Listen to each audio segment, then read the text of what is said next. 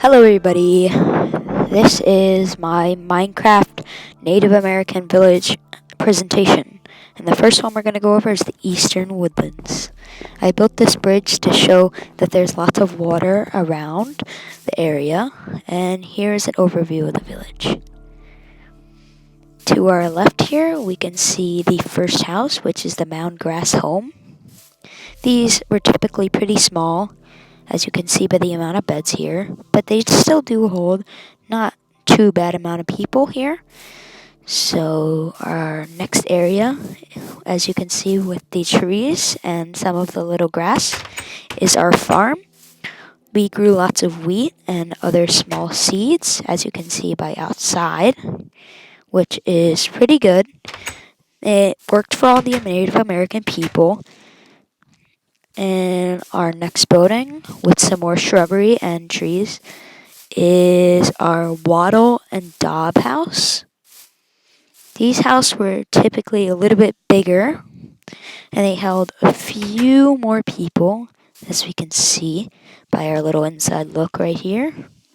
And I used our hay bales as the wattle and the daub on the outside, which gives it its little color. Next is the Chicky Stilt House. The Chicky Stilt House was built off of the ground because it protected from animals and other bugs, and were typically built a lot bigger in the town, as you can see by the 5 beds in here instead of 4 or 3.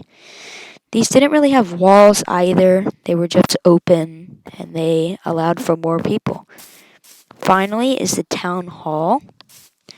This is where most of the community stuff went on, going by the cartography tables, some versions of stone cutters, and finally a place for some little religion here.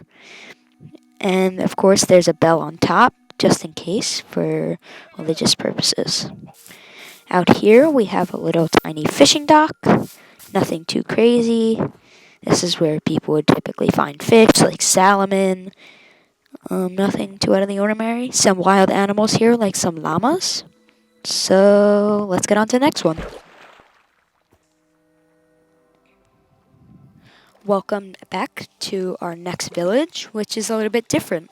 It's actually our Arctic village. They're starting in the water, obviously. It's really chilly down here. Oof. So let's look right into it. Here's a little bit of an overview of it. Nothing too crazy.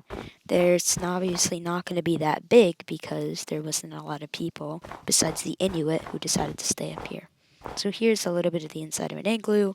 Nothing crazy because obviously they didn't exactly have that many people. Here is a big part, the community campfire, which they use to cook all their meat, and I think I might actually throw some on here, and maybe I'll come back to get it. Here's some fish that I caught, and some other meat from the whales that we speared in the ocean. And here's just a little bit of the skin from the animals, which, because we like to use all of it, the animal skin tent, which obviously is very sloppy because it's made out of animal skins. There might be some holes in it, and it obviously fit a little bit more people than an igloo because it could be a little bit bigger, but it's going to be a lot colder in here since there's less protection from the weather. This is our town wall because we need protection from the outside because there can be polar bears or other dangerous animals here. All the way over here is our archway that leads into our village, which is pretty good. And then our wall just stretches a little bit farther. Over here is our other igloo, which is a little bit cleaner because there's more people over here. And there's some little animal skins down there for sleeping. And here's an overview of the ocean where we catch most of our animals and stuff. As you can see, these are the covered kayaks over here to use to hunt and spear animals. If you look under the water, you might even be able to catch some squid, or maybe even see some fish. So I guess let's head on to the next one, in a place that's a little bit nicer than this one. Phew, looks like we made it. Where are we now? Seems like we're in the desert. we're in a covered mountain because of they need shade from the sun. And it's not too big because there wasn't a lot of people that chose to live in a place where there's not a lot of food, obviously.